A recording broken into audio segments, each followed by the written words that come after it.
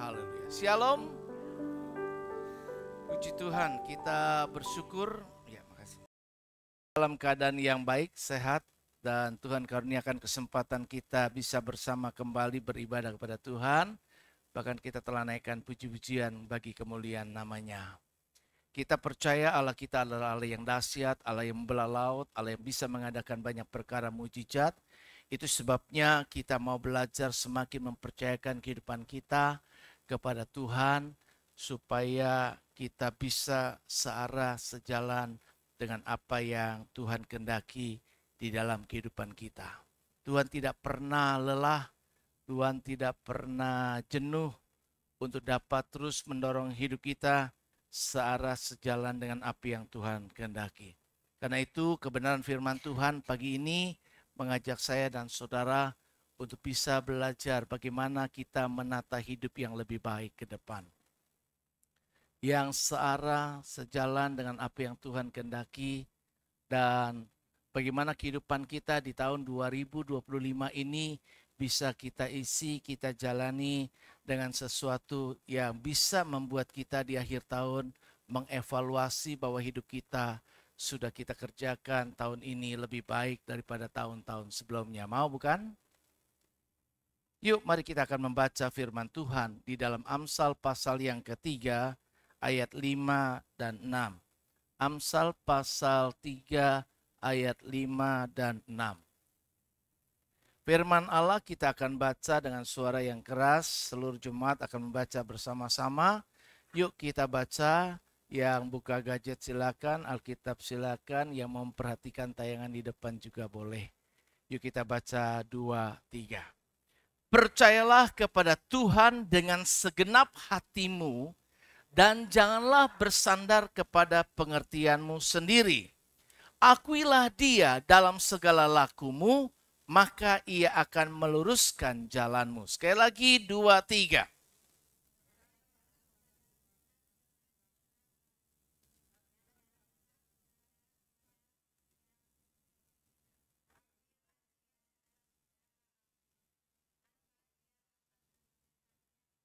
Nah, pertanyaannya, apakah saya dan saudara selama ini sudah benar-benar percaya kepada Tuhan dengan segenap hati? Apakah selama ini dalam perjalanan kehidupan yang kita jalani, kita bersandar mengandalkan pengertian, pemahaman, dan logika kita sendiri? Dan apakah selama perjalanan kehidupan kita, dalam apa yang kita kerjakan hari lepas hari, kita senantiasa mengakui Tuhan dalam segala apapun juga aspek kehidupan kita, dan membiarkan Tuhan untuk mengarahkan hidup kita supaya kita sejalan dengan apa yang menjadi kehendak dan rencana Tuhan. Nah, setiap kita bisa menjawab secara pribadi. Karena selama ini mungkin aku tetap adalah aku. Aku yang adalah pribadi yang bercokol, yang memerintah, yang menginginkan apa yang aku inginkan, dan mengerjakan apa yang aku inginkan tanpa peduli dengan apa yang Tuhan inginkan. Atau mungkin secara rohani kita berkata, Tuhan, apa yang Tuhan mau untuk saya kerjakan, tetapi tetap yang kita kerjakan apa yang saya mau. Nah, semua orang tentunya mendambakan hidup yang lebih baik, bukan? Hidup yang penuh makna, hidup yang penuh dengan kedamaian, dan hidup yang penuh dengan keberhasilan. Namun seringkali kita terjebak dengan pola pikir manusiawi yang mengandalkan kekuatan diri sendiri. Nah, Salomo dalam Amsal pasal 3 ayat 5 sampai 6 tadi memberikan kunci penting bagaimana kita menata hidup yang lebih baik ke depan, yaitu dengan percaya penuh dengan segenap hati kepada Tuhan, tidak mengandalkan kekuatan diri kita sendiri, tidak mengandalkan pengertian kita, karena pengertian tiap-tiap orang bisa berbeda. Yang satu dengan mengolah logika yang dia ada, dia punya pengertian seperti ini, yang satu seperti itu. Dan dengan pengertian masing-masing, dia membawa hidupnya seperti apa yang dia mengerti. Tetapi jika kita mau belajar mempercayakan kepada Tuhan, mengosongkan diri dan membiarkan Roh Kudus lebih berkarya dalam hidup kita, kita menyerahkan segala sesuatu kepadanya dan tidak mengandalkan pengertian logika manusia semata, maka kita mengizinkan Roh Kudus untuk leluasa lebih lagi menuntun hidup kita searah dengan apa yang Dia kehendaki. Nah, Bapak Ibu Saudara kekasih Tuhan, bagaimana seharusnya kita menata hidup yang lebih baik itu? Nah, mari kita bisa lihat dari gambar yang pertama. Yang pertama tentunya Tuhan menginginkan kita, saya dan saudara, untuk bisa menata hidup ini dengan mulai di tahun 2025 ini menempatkan Tuhan sebagai prioritas utama. Menempatkan Tuhan sebagai prioritas utama. Dari semua apa yang kita inginkan kerjakan di tahun 2025 ini, dari segala apa yang ingin kita capai di tahun 2025 ini, dari segala apa yang juga menjadi rentetan list kita, daftar kita, prioritas hidup kita yang akan kita kerjakan dan yang akan kita utamakan, maka adakah semua tadi kita benar-benar menempatkan Tuhan di atas semuanya itu? Matius 6 ayat 33 berkata, apa? Carilah dahulu kerajaan Allah dan kebenarannya, maka semua apa yang kita harapkan bisa kita capai di tahun 2025 ini akan ditambahkan kepadamu. Nah, firman Tuhan ini mengingatkan saya dan saudara untuk mencari dahulu kerajaan Allah. Nah, hidup yang lebih baik itu mari kita mulai dengan menjadikan Tuhan itu pusat dari segala sesuatu yang akan kita kerjakan. Kita tetap menempatkan Tuhan di atas segala sesuatunya. Dan jika kita mengutamakan Tuhan terlebih dahulu di atas pekerjaan kita mengerjakan Tuhan terlebih dahulu di atas rumah tangga dan keluarga kita menempatkan Tuhan di atas semua pelayanan apapun juga aspek kehidupan kita, maka kita mengizinkan Tuhan memerintah dan berdaulat atas hidup kita. Dan jika Tuhan yang memerintah dan berdaulat atas hidup kita, maka Dia memegang kendali hidup kita, dan pasti ketika Tuhan mengendalikan hidup kita dan mengarahkan kita, maka Dia pasti akan membawa kita kepada apa yang Dia mau. Dan kita tahu persis bahwa yang Tuhan mau selalu yang terbaik buat kita. Karena Dia adalah Allah yang mengasihi. Sebagaimana kita memahami diri kita sendiri ketika kita mengasihi seseorang, dan begitu kita mengasihi orang, maka yang kita inginkan kepada orang yang kita kasih adalah yang terbaik baginya. Apalagi Tuhan katanya, Dia yang tidak menyayangkan anaknya sendiri, masakan Dia tidak akan menganikan segala sesuatu buat kita? Jadi, yuk mari taruh Tuhan di atas segalanya. Hal yang berikutnya yang kedua, masih ingat yang pertama tadi? Ya, dalam segala apa yang kita inginkan di tahun 2025 ini, Tuhan harus tetap di atas. Tuhan harus tetap yang utama. Tuhan harus tetap yang prioritas. Keluarga harus di bawah Tuhan. Pekerjaan di bawah Tuhan. Semua aspek hidup kita, apa yang kita inginkan, harus tidak boleh lebih dari apa yang kita mau dari Tuhan itu. Tuhan harus di atas segalanya. Artinya sadar, saya ada bukan untuk saya ada untuk Sang Pencipta. Karena ketika Sang Pencipta menciptakan sesuatu, semua yang diciptakannya bagi kepentingannya. Kalau Dia membuat handphone ini, maka handphone ini dijual, Dia sudah perhitungkan marketnya, pasarnya, nanti siapa calon pembelinya. Dia sangat berharap handphone ini bisa laku terjual dan membawa keuntungan besar bagi Sang Pencipta. Betul kan? Begitupun Tuhan dalam memberikan kepada kita kehidupan. Dia mengizinkan kita lahir melalui orang tua kita. Baik yang diinginkan maupun tidak diinginkan.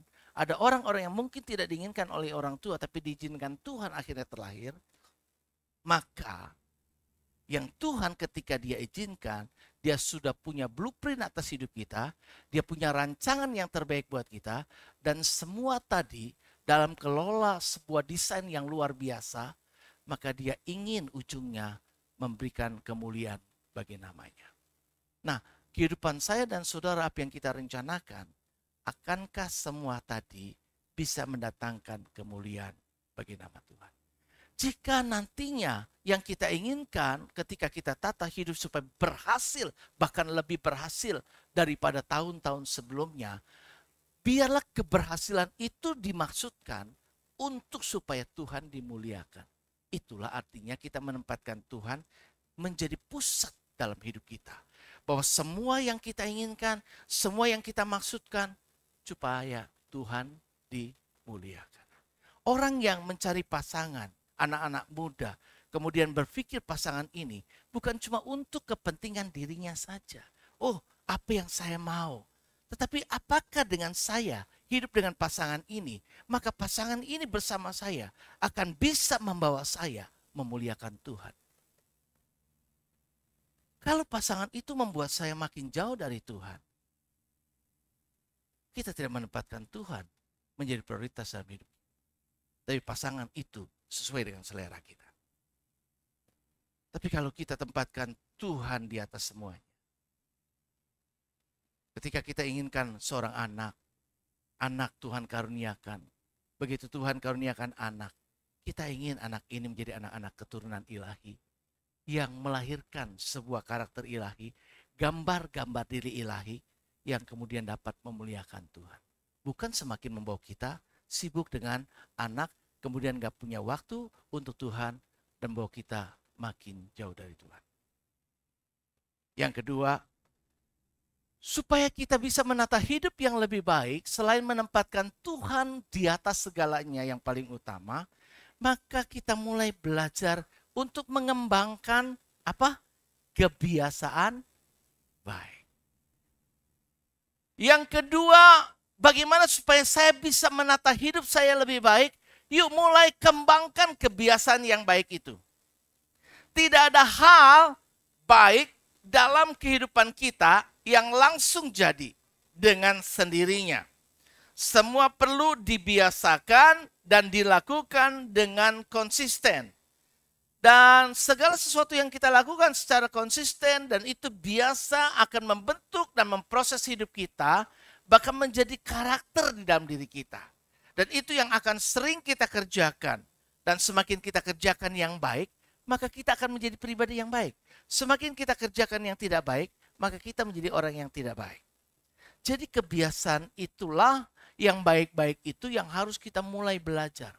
Kalau kepengen yang baik, yuk mulai dengan perkataan yang baik. Kalau kepengen yang baik, yuk mulai dengan apa yang kita kerjakan tabur dengan yang baik. Tergantung semua itu hukumnya Tuhan tahu. Apa hukum di dunia ini yang berlaku? Tabur tuai. Ya? Benih yang kita tabur, itu yang akan kita tuai. Jika benih itu baik, maka pasti menuai yang baik. Jika benih itu tidak baik, pasti menuai yang tidak baik. Terhadap siapapun juga. Hubungan kita dengan sesama. Hubungan kita dengan pasangan. Hubungan kita dengan anak, keluarga. Hubungan kita dengan siapapun juga.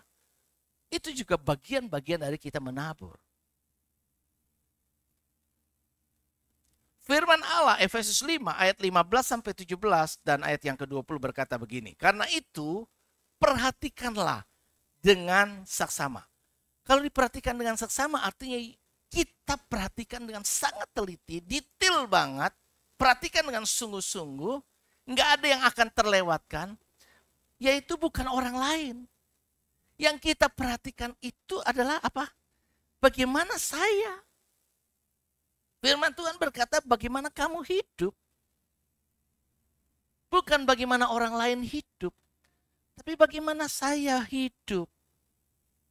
Jangan seperti orang bebal. Beberapa kali dinasehati, beberapa kali diajar. Firman Tuhan kita dengar. Tapi tetap kita tepat seperti yang ini aja. Itu bebal namanya. Enggak mempan.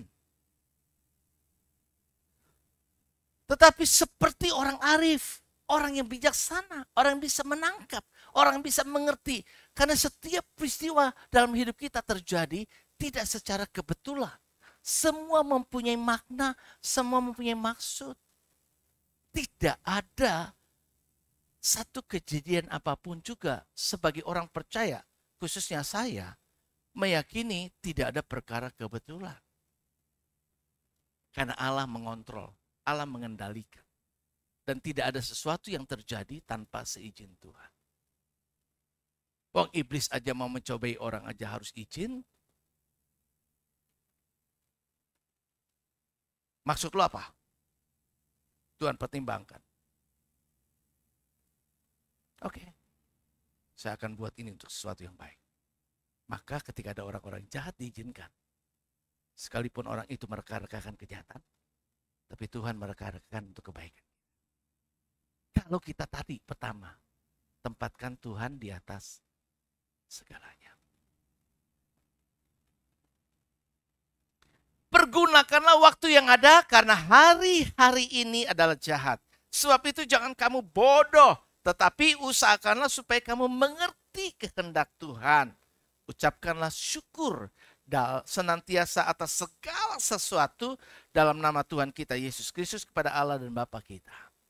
Jadi inilah yang dinasihatkan oleh firman Tuhan, bagaimana kita akan bisa membangun kebiasaan-kebiasaan yang baik dengan belajar coba, lihat introspeksi diri, apa yang selama ini menjadi kebiasaan saya. Ada beberapa hal kebiasaan baik yang bisa kita kembangkan. Yang pertama, bagaimana kita biasa menggunakan waktu. Ada banyak orang menyia-nyiakan waktu. Orang bule atau istilah yang sering dikenal adalah time is money. Orang-orang menilai adalah semua ukurannya adalah duit, uang. Ini nggak boleh sia-sia. Coba orang yang kerja 15 juta satu bulan. Berapa satu hari dia dapat? Berapa duit? 500 ribu. Gede nggak 500? Nggak masuk satu hari, berarti hilang 500. Akankah 500 ini terbuang sia-sia? Kalau dia sakit, sakitnya seminggu, udah berapa duit?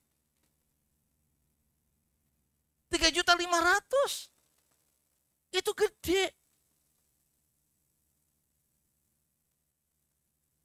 Gimana kita memanfaatkan waktu yang ada? Waktu ini makin singkat, waktu ini makin cepat berlalunya. Tetap sih 24 jam karena memang sudah ada hukum mati. Hukum-hukum baku maksud saya. Satu hari 24 jam, satu minggu 7 hari. Satu bulan sekian hari, satu tahun sekian hari. Semua sudah ditetapkan berjalannya waktu. Dan menjelang kedatangan Tuhan memang waktu akan dipercepat. Waktu dipercepat bukan berarti 24 menjadi 20. Tetap 24 tetapi pencapaian 24 itu menjadi lebih cepat. Itu sebabnya hari-hari ini adalah hari-hari yang jahat. Berlomba semua, iblis berlomba lebih keras lagi untuk mencari banyak orang karena dia adalah singa yang mengaum-ngaum. Nah, bagaimana kita menjadi orang yang belajar menggunakan waktu itu? Untuk menggunakan waktu dengan baik, tetapkan prioritas. Banyak hal yang ingin kita kerjakan. Tetapi pertanyakan, ini perlu enggak? Ini utama enggak? Terus kalau kita jadikan Tuhan tetap prioritas hidup kita, yang paling kita ingat pertama apa? Pertimbangannya. Tuhan. Jadi pikiran kita itu akan tetap Tuhan.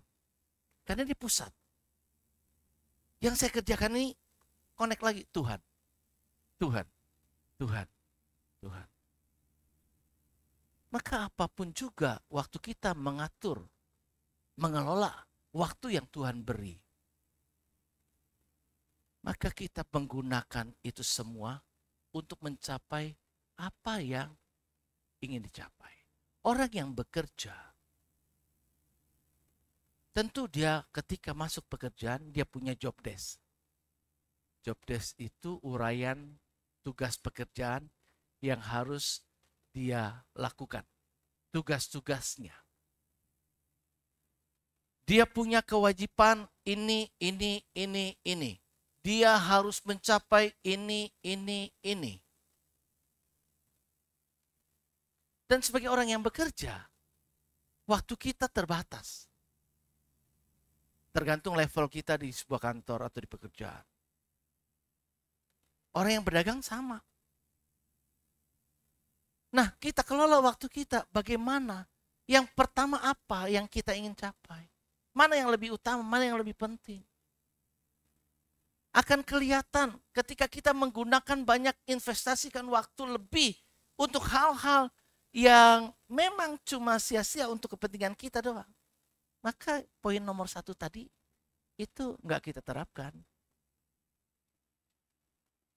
Tapi kalau kita coba mengelola segala waktunya dengan tetap memberi tempat Tuhan utama, maka kita mengalokasikan waktu untuk ibadah, kita mengalokasikan waktu untuk berdoa, kita mengalokasikan waktu untuk baca Alkitab, kita mengalokasikan waktu untuk membangun sebuah hubungan yang bersifat kekekalan. Karena kita tahu ujung-ujung hidup kita pada akhirnya akan kembali kepada kekekalan. Setelah kematian adalah kehidupan kekal. Nah, kehidupan kekal ini yang akan kita jalani tanpa batas waktu lagi, yang tidak habis dengan kematian lagi, maka akankah kita sudah memperlengkapi hidup kita untuk sesuatu yang baik? Yang berikutnya, kebiasaan meningkatkan diri. Ada orang yang cuma begitu-gitu aja. Tapi kalau orang bisa coba terbiasa, dia selalu belajar. Karena yang namanya belajar itu nggak ada batas usia. Belajar itu nggak cuma pada waktu kita usia anak-anak sekolah. Ketika di TK, ketika di SD, SMP, SMA, kuliah. Tapi hidup ini adalah proses belajar. Kita bisa perlengkapi belajar. Kalau perkembangan zaman sekarang ini nggak nunggu kita. Perkembangan sekarang ini teknologinya makin canggih. Kalau kita nggak menyesuaikan diri untuk bisa belajar teknologi itu, maka kita makin ketinggalan. Coba sekarang, Bible quiz aja bisa gampang dijawab dengan pakai Meta AI. Ya, saya tadinya nggak menyadari. Begitu saya sadari, ada ya di WA itu Meta AI. Saya copas, ini saya ajarin ya, copy paste, begitu kan? Saya kira lebih pinter kan yang lain. Copy paste, begitu pencet enter itu, dia keluar jawabannya. Ada yang kurang hikmat, disalin persis, jadi ketara. Tapi yang pinter, dia salin lagi sendiri, gitu kan? Ya ini sih maksud Bible quiz itu kan bukan untuk cari hadiahnya, tapi kita belajar, gitu kan? Gali, maksud saya itu gitu, supaya kita asani, kita perlengkapi. Kalau nggak tahu, akhirnya jadi kita tahu jawabannya. Oh ini loh. Tapi kalau kita pakai mesin, orang yang terbiasa hidup dengan kalkulator, otaknya nggak tahu hitungan. 3 kali 5 berapa ya? Dipakai kalkulator. Kenapa? Udah terbiasa mengandalkan mesin. Maka otak kita tumpul. Tapi orang yang biasa tahu kayak gini, sampai dia bergaul dengan Alkitab. Dulu Alkitab saya udah lucu segala macam. Saya tahu tuh ayat ini ada di mana. Saya tinggal buka gampang. Ayat ini sampai posisinya saya tahu. Kenapa? Karena kita gaul hari-hari. Tapi sekarang kita udah mulai pakai handphone, kita udah mulai pakai ini. Kan? Cari ayat kadang-kadang kita bingung. Hagai di mana ya? Buka-buka. Sampai dia buka kitab Perjanjian Baru. Ketemu nggak Hagai? Nggak ketemu. Kenapa? Karena dia cuma mengandalkan selama ini pakai searching. Nggak pernah buka Alkitab manual, kemudian tahu Hagai itu di mana. Hagai itu di mana? Perjanjian Lama. Jadi kita mulai asah kebiasaan meningkatkan diri dengan pengetahuan yang akan membekali hidup kita. Dengan keterampilan-keterampilan yang akan membekali kita. Ya, mereka yang berusaha meningkatkan diri tidak terjebak dalam kepuasan diri yang akan menghambat kemaksimalan potensi hidup. Jadi mari kembangkan di dalam diri kita, percayalah, sampai hari ini Anda belum maksimal. masih selalu ada ruang untuk bisa lebih baik. Kekuatan yang kita miliki sekarang itu belum sepenuhnya, ibaratnya ini kalau ada baterai 100%, energi kita baru mungkin ada yang 25% terpakai, ada yang sudah 50, ada yang ini dan seterusnya. Tetapi belum ada satupun orang yang 100%. Terbukti ketika kita sakit, bawaan natur kita lemes, kita malas jalan, kita malas bangun, betul enggak? Orang yang sulit bangun sekalipun, kenapa ada mujizat orang yang lumpuh jadi sembuh? Kenapa? Karena ketika lumpuh, kekuatan yang 100% itu pada titik nol atau mungkin tinggal 1. Tapi di dalam dirinya terisi tetap ada 100%. Mujizat itu adalah memulihkan di full charge kekuatan itu, sehingga ada kekuatan yang mengalir dari atas, ngecas kita, dan kita kembali bangkit. Ketika kita melihat ini, kita nggak mungkin bisa menjangkau dengan tangan kita. Betul? Tapi atlet yang melatih diri dengan lompat kayak tinggi segala macam, akhirnya dia bisa mampu menjangkau tanpa alat bantu. Ketika ada gala yang tinggi buat kita, bisa melompati begitu tanpa kena.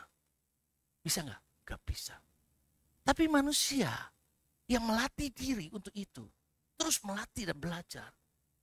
Ada atlet yang bisa melampaui, bukan? Dan dia jadi pemenang. Ada orang yang dari ketinggian dan ada orang yang takut tinggian. Tapi kalau dia melatih diri untuk menjadi bisa, pasti bisa. Yang ketiga, kebiasaan yang kita bangun, yuk belajar mengucap syukur. Segala sesuatu, lihat semua itu ada sisi positif dan negatif. Ini sudah alam. Ada positif, ada negatif. Nah, kebiasaan yang kita bangun adalah mari kita pakai panca indera lebah, bukan panca indera lalat. Mari kita bentuk supaya terbiasa ini indera kita. Cari sesuatu sinyal yang positif, bukan sinyal yang negatif. Cari lihat sesuatu yang baik, bukan yang buruk. Maka dalam setiap peristiwa yang kita hadapi, belajar cari, Tuhan apa maksudmu? Engkau izinkan aku mengalami ini. Jika kita menyadari bahwa semua yang terjadi ada agenda Tuhan di dalamnya, maka kita akan bersyukur karena kita tetap mempercayai. Yang pertama tadi, percayalah kepada Tuhan dengan segenap, ini modal. Percayalah kepada Tuhan dengan segenap hati. Kalau kita sudah sampai kepada ini poinnya, itu udah gampang. Semuanya akan positif. Tidak ada satu rambut helai katanya yang jatuh tanpa Tuhan tahu. Dia peduli, dia mengerti. Orang lain mungkin enggak. Tapi saya punya Tuhan yang peduli dan mengerti. Dia pasti akan terlibat jika saya melibatkan. Yang terakhir, saudara, yang Tuhan mau adalah, tadi masih ingat sebelum kita ketiga? Pertama apa? Menempatkan Tuhan sebagai prioritas utama. Kedua, ya, mengembangkan, ya kita kembangkan kebiasaan baik. Jangan yang buruk. Yang buruk kalau mau tata hidup yang lebih baik, mulai sekarang tinggalin. Sia-siakan waktu, jangan lagi. Apalagi tadi yang kedua? Tadi apa? Yang pertama kan ini kan intinya, isinya supnya apa? Kebiasaan baik yang harus kita kembangkan apa? Bagaimana kita menggunakan? Yang kedua apa? Apa tadi? Ya, meningkatkan diri, terus belajar. Belajar, belajar, makin asa terus, baik teori maupun juga keterampilan. Yang ketiga apa? Belajar mengucap syukur. Udah nggak ada yang stres, nggak ada yang pusing, nggak ada yang ribut. Percaya segenap hati, jangan andalkan pengertian kita sendiri yang kadang bisa salah paham dan membuat hidup ini menjadi tidak nyaman. Izinkan dia, akui dia terus, dan dia akan meluruskan semuanya. Cari pembelaan Tuhan, jangan cari pembelaan manusia. Cari penilaian Tuhan, jangan cari penilaian manusia. Membangun relasi yang harmonis dengan semua orang. Sebagai makhluk sosial, kita nggak bisa hidup sendiri. Kita akan perlu orang lain. Baik sekarang saya perlu dia atau mungkin saya tidak sedang perlu dia. Jangan bangun sesuatu relasi hubungan itu yang baik ketika kita lagi ada keperluan saja. Setiap saat, setiap waktu, kapanpun, dimanapun, dengan siapapun. Roma 12 ayat 18 berkata, sedapat-dapatnya. Ini firman Tuhan luar biasa. Duh, enak. Dengan hati yang berat. Tuhan bilang, sedapat-dapatnya. Kalau hal itu bergantung padamu, hiduplah dalam perdamaian dengan semua orang. Kalau ada yang ribut, nah sedapat-dapatnya. Kalau itu ada dalam kendalimu, hiduplah dalam perdamaian dengan semua orang. Udah nggak perlu ribut. Nggak perlu ada konflik.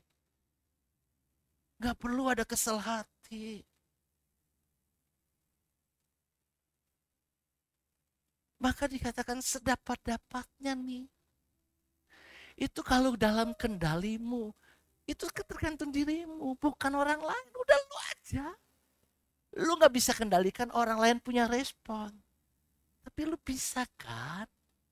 Kalau lu mau baik, lu bisa kan? Dia gak mau baik, tapi lu tetap baik. Bisa kan? Ya udah. Lu aja yang baik. Gitu loh. Jadi hidup dalam damai dengan semua orang adalah panggilan yang mulia. Namun bukan tanpa tantangan tentunya. Karena kita menghadapi orang-orang dengan perbedaan. Cara berpikir orang berbeda. Cara dia menilai atau nilai-nilai yang dia anut berbeda. Karakter setiap orang juga berbeda. Ketika kita berinteraksi, berhubungan dengan orang lain. Menghadapi karakter yang berbeda. Menghadapi cara dia berpikir yang berbeda, menghadapi nilai-nilai yang dia anut berbeda. Memang gak gampang. Kita bisa sering selisih paham. Selisih pendapat. Selisih paham dihindari. Selisih pendapat kita hargai. Kenapa? Ya, boleh aja dong orang berpendapat beda. Nah jika kita bisa saling menghargai satu dengan yang lain, bisa menempatkan diri, oke lah, damai-damai aja.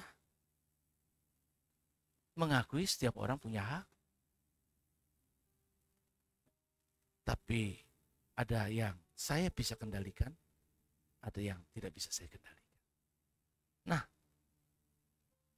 Roma 12 ayat 18 yang tadi sudah kita baca sedapat-dapatnya tadi mengingatkan saya dan saudara bahwa perdamaian itu adalah tanggung jawab setiap pribadi. Kita nggak suruh orang lain, kita nggak nyalakan orang lain, tapi balik kepada diri sendiri. Artinya Tuhan meminta saya dan saudara untuk mengambil inisiatif dalam menciptakan dan menjaga hubungan yang harmonis tanpa menunggu orang lain untuk memulainya. Nah, langkah-langkah untuk membangun relasi yang harmonis adalah Yang pertama, milikilah hati yang mengasihi.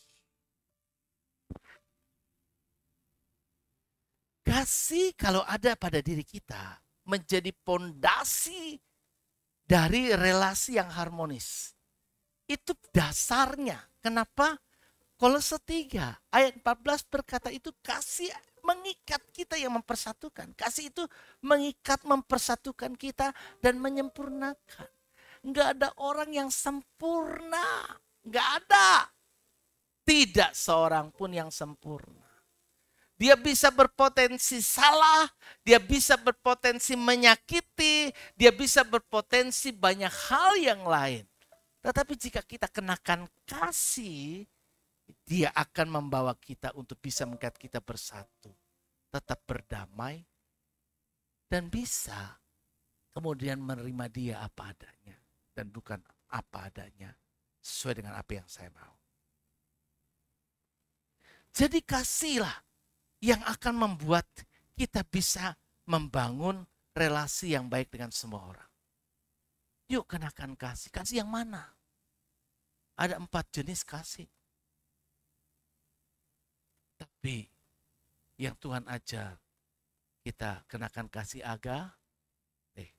kasih ilahi yang menerima tanpa syarat. 1 Korintus 13 ayat 4 sampai 7 mendefinisikan kasih itu seperti apa.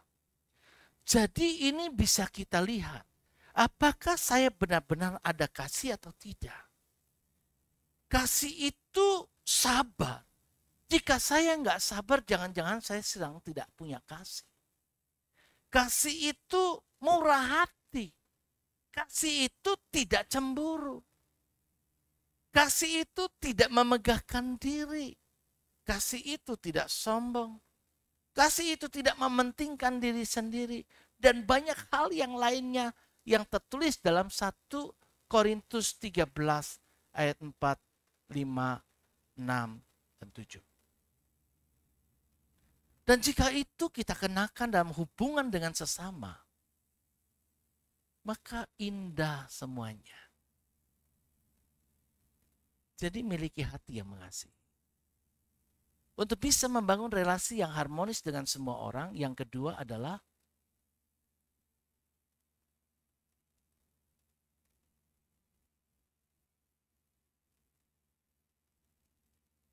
boleh bantu nggak jalan? Ya, apa? Belajar tadi punya hati yang mengasihi. Kedua, belajar mengampuni. Tidak ada hubungan yang sempurna kok. Hari ini you baik, besok bisa nggak jadi baik. Kenapa? Ada potensi-potensi, ya kan? Yang bisa akan ada saat-saat ketika kita merasa disakiti atau kita melukai orang lain. Kolose 3 ayat 13 mengajarkan untuk sabar dan mengampuni orang lain. Kalau baca di Kolose 3 ayat 13, supaya kita sabar. Supaya kita bisa saling mengampuni.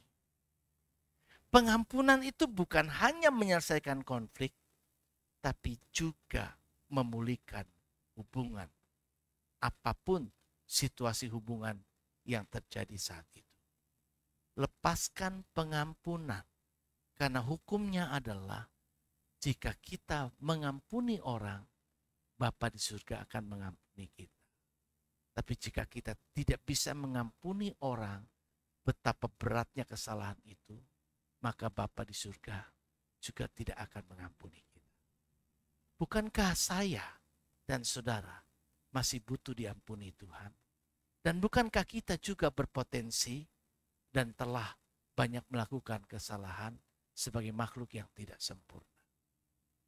Karena itu, mari kita bermurah hati, belajar mengampuni. Dan yang terakhir, belajarlah kita berbicara dengan bijaksana. Sebuah isi yang baik, jika you bungkus dengan sesuatu yang jelek, orang nggak suka terima. Kemarin yang baru saya buka ada paket yang dipesan sama istri itu empek-empek. Empek-empek pakai JNE. Saya buka lihat, wah, Putri Palembang. Jadi rupanya pesan dari Palembang langsung. Kalau nggak salah ya, tapi dari situ yang saya tahu. Saya belum nanya detail. Begitu saya buka kemasan JNE pakai plastik bagus. Tapi ternyata setelah itu pakai dus, itu makanan isinya. Dusnya dekil kayak orang baru jorok jatuh di lumpur.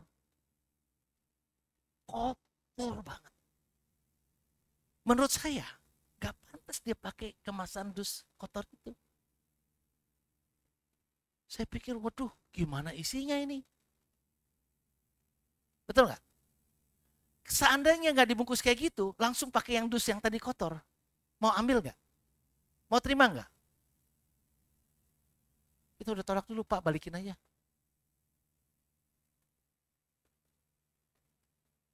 Orang udah tolak duluan. Tapi saya buka. Puji Tuhan diplastikin. Plastiknya dipres begitu dan bukan plastik yang terbuka gitu kan. Yang di silen mati gitu kan. Jadi kayak gitu. Ya jadi itu isinya yang bagus. Jadi saya ambil isinya. Isinya bagus, kemasan jelek, orang bisa nolak bukan? Begitu juga maksud kita itu baik, tapi jika cara bicara kita, cara menyampaikan kita itu tidak baik. Ini loh yang jadi masalah kadang-kadang. Orang nggak buy-in, nggak beli kita punya ide. Nggak bisa terima maksud kita. Kita udah selisih duluan, salah duluan. Kenapa? Firman Tuhan nasihatkan, lebih baik kamu jangan cepat bicara. Dengar dulu, seringkali kita suka banyak bicara. Dalam banyak bicara katanya banyak kesalahan. Maka belajarlah bicara bijak. Berpikir sebelum ngomong. Belajar kendalikan emosi. Amsal 15 ayat 1 berkata, jawaban yang lemah lembut meredakan kegeraman. Tetapi perkataan yang pedas membangkitkan, ya dia marah duluan. Jangan jadi alat-alat, maaf ya, alat-alat yang kita nggak sadar, tapi itu alat setan. Mencobai kita, buat kita, bikin supaya jadi marah. Tapi mari kita belajar tadi kalau sudah ada miliki kasih. Kalau kasih tadi sudah ada. Kasih itu sabar. Lemah lembut. Itu pasti kita ngomongnya pasti enak. Apalagi kalau orang yang baru mendapat baptisan roh. Baptisan roh. Pengalaman hidup saya. Begitu saya mengalami pertama kali baptisan roh. Itu mulut saya benar-benar dikekang. Bukan oleh tangan. Tapi saya nggak bisa mengatakan sesuatu yang saya mau katakan. Itu terkekang. Hati saya penuh damai. Damai luar biasa. Jadi saya merasa kalau saya ngomong, enak banget.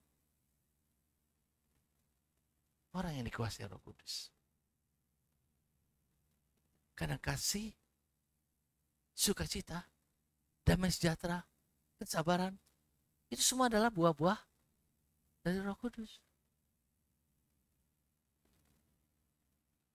Yuk belajar, ngomonglah yang enak, yang bijak ya. Jangan lagi nyakitin ngomongannya. Jangan bikin yang sesuatu yang nggak perlu. Kata-kata yang penuh kasih, pengertian, dapat mengubah ketegangan menjadi kedamaian. Belajar mengerti momen mana kita berdiam, momen mana kita berbicara. Ada waktu saatnya walaupun orang lain ngomong ngoceh dan sebagainya dan kita benar, diam adalah emas dan diam adalah solusi. Nggak perlu merasa tadi, wah, kalau gitu dia salah dong, ntar gue diinjak-injak dong kayak gini dong gini. Biarkan. Biar saya yang kalah. asal iblis tidak menang. Prinsip ini yang saya punya, saya bagi. Lebih baik kita kalah daripada iblis yang menang. Itu menempatkan Tuhan di atasnya. Kenapa? Kita berada di posisi Tuhan. Karena musuh Tuhan itu bukan kita. Musuh Tuhan itu adalah iblis yang memberontak. Dan musuh kita bukan sesama. Musuh kita adalah apa? Penghulu-penghulu di roh-roh jahat. Iblis.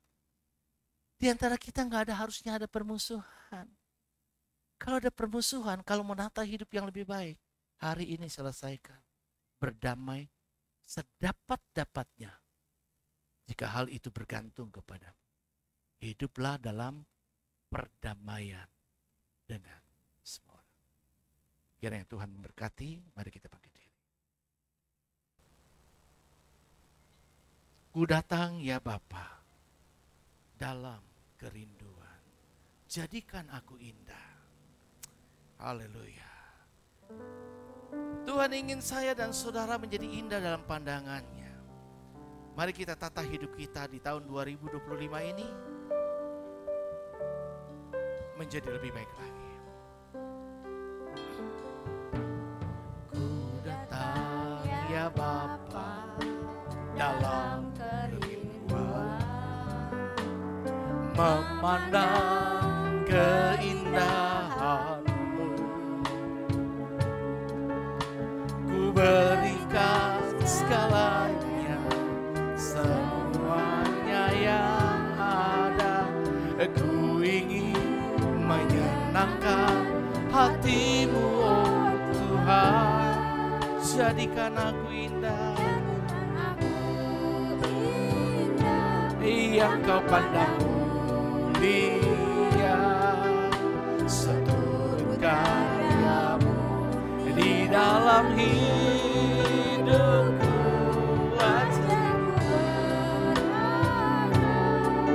Hanya kepadamu taat dan setia, kepadamu Tuhan. Ku datang ya Bapa dalam kerinduan. Ku datang ya Bapa dalam kerinduan, memandang keindahan.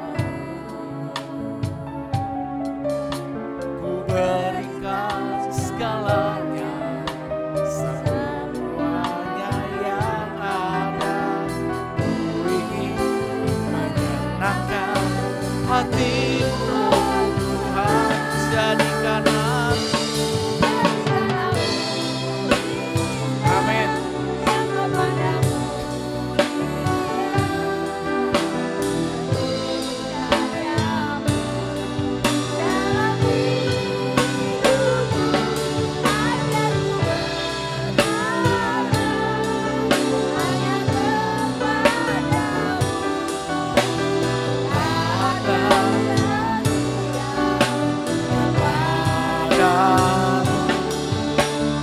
Jadikan aku indah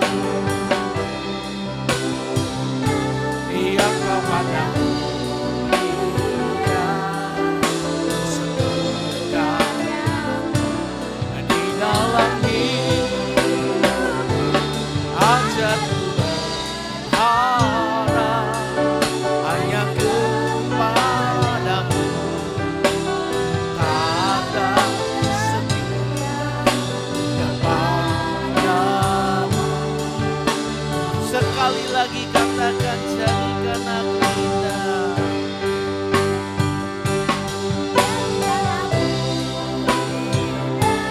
yang Kau pandang mulia, seturut karya-Mu di dalam hidup. Ajar ku berharap hanya kepadamu, taat dan setia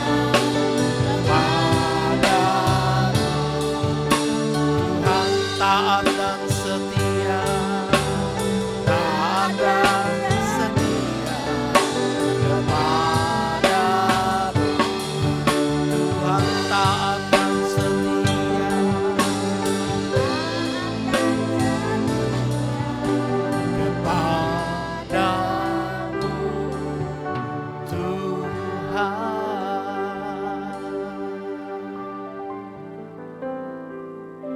kita menata hidup yang lebih baik ke depan dengan menempatkan Tuhan sebagai prioritas utama. Bagaimana kita memperlakukan Tuhan di atas segala-galanya. Mari kita menata hidup kita yang lebih baik ke depan dengan mulai mengembangkan kebiasaan-kebiasaan yang baik. Bagaimana kebiasaan menggunakan waktu, bagaimana kebiasaan meningkatkan diri, dan bagaimana kita belajar untuk mengucap syukur. Dan yang ketiga, mari kita menata hidup yang lebih baik ke depan dengan membangun relasi yang harmonis dengan semua orang. Gak peduli siapapun dia. Di dunia ini tidak ada musuh. Karena musuh kita yang sejati adalah iblis. Mari kita miliki hati yang mengasihi. Mari kita belajar mengampuni. Mari kita berbicara dengan bijaksana, tidak sembarangan, tidak pedas, tidak menyakitkan, tidak membangkitkan amarah, tetapi mulai mengalir kasih ilahi yang menguasai seluruh hidup kita, sehingga kita bisa lihat semuanya adalah baik dan kita akan indah di mata pemandangan Tuhan. Ibu Lastri akan pimpin kita dalam doa ini. Terima kasih Bapa kami dalam surga atas nama Tuhan Yesus Kristus. Kembali kami naikkan syukur di hadapan-Mu ya Tuhan. Terima kasih ya Bapa, kalau Engkau telah mengajarkan bagi setiap kami Tuhan untuk mengotoritaskan Engkau segalanya di dalam hidup kami ya Tuhan. Dan kami juga percaya Tuhan, di dalam Engkau Tuhan, setiap kami Tuhan boleh menyediakan waktu kami Tuhan untuk lebih hari lebih baik di dalam Engkau Tuhan. Dan juga Tuhan kami percaya Tuhan, di dalam perjalanan hidup kami ini Tuhan, apapun yang terjadi ya Tuhan, lihat Tuhan, setiap kami telah Kau ajarkan untuk selalu mengasihi Tuhan Yesus. Dan setiap kami juga Tuhan Kau ajarkan ya Tuhan untuk mengampuni ya Yesus. Terima kasih ya Bapa, terima kasih. Terus Tuhan bentuk setiap kami Tuhan, bentuk hati-hati kami Tuhan. Biarlah ya Tuhan, setiap kami boleh menjadi Tuhan manusia yang lebih baik Tuhan, mempunyai hati yang lebih baik Tuhan, yang berarti di dalam Engkau ya Yesus. Terima kasih ya Tuhan Yesus, terima kasih. Ya Bapa, kami berdoa untuk hamba-Mu Tuhan, Bapak Paulus Pujianto Tuhan, yang telah menyampaikan firman-Mu Tuhan. Bapa, terus Tuhan Kau berikan roh hikmat marifat Tuhan bagi hamba-Mu ini ya Bapa. Jadikan beliau ya Tuhan menjadi kepanjangan lidah mulut bibir Engkau Tuhan. Melalui pemberitaan firman-Mu Tuhan, biarlah ya Tuhan banyak jiwa-jiwa yang dimenangkan ya Bapa. Terlebih ya Tuhan, kami serahkan hamba-Mu ini ya Tuhan, dalam kehidupan sehari-harinya sekalipun Tuhan, boleh diberkati dan menjadi saluran berkat Tuhan bagi setiap lingkungan yang ada, dimanapun hamba-Mu ini berada ya Bapa. Ya Tuhan Yesus, kami juga berdoa Tuhan, kami serahkan hamba-Mu ini Tuhan. Tolong Tuhan, Engkau yang menjaga beliau Tuhan, lindungi Tuhan. Engkau yang menjamin kesehatannya saat ini Tuhan Yesus. Apapun yang terjadi saat ini Tuhan, Engkau Allah yang sanggup memulihkannya Tuhan. Pulihkan kesehatan Bapak Gembala kami ini ya Yesus.